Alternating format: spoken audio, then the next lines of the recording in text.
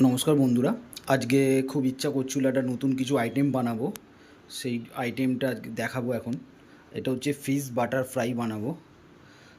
এটা হচ্ছে ভেটকি মাছ আছে, আর এটা হচ্ছে গিয়ে আমরা যে ম্যারিনেট করেছি সেই জিনিসগুলো আছে। তা কী কী দিয়ে করা হবে সেই আইটেমটা এখন দেখাবো। এখানে কী কী দেওয়া আছে এর মধ্যে? প্রথমে মাছটার মধ্যে ধনেপাতা, পুদিনা পাতা, কাঁচা লঙ্কা, একটু আদা, একটু রসুন, একটু পেঁয়াজ ম্যারিনেট করে মাছটার মধ্যে দেওয়া হয়েছে মেশিনে আচ্ছা পিষে আচ্ছা দিয়ে হয়েছে। ওর মধ্যে একটু লেবুর রস দেওয়া আছে, একটু নুন, এটা দিয়ে মাছটাকে মাখানো হয়েছে। এই মাছটাকে করা হ্যাঁ, হয়েছে।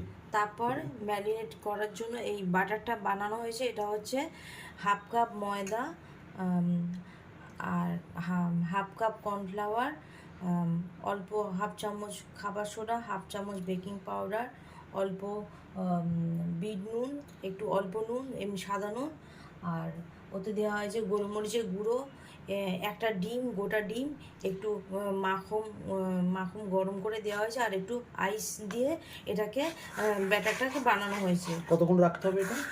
এটা এটা ব্যাটারটা তৈরি করে একটু ফ্রিজে রাখতে হবে। 15-20 মিনিট। হ্যাঁ। আচ্ছা, তো আমাদের এই আইটেমগুলো এখন রেডি। জাস্ট এখন আমরা এটাকে ভাজবো, তাই তো? এখনো ভাজা শুরু হয়নি। আমরা ভাজবো। ঠিক আছে, এবার শুরু করছি।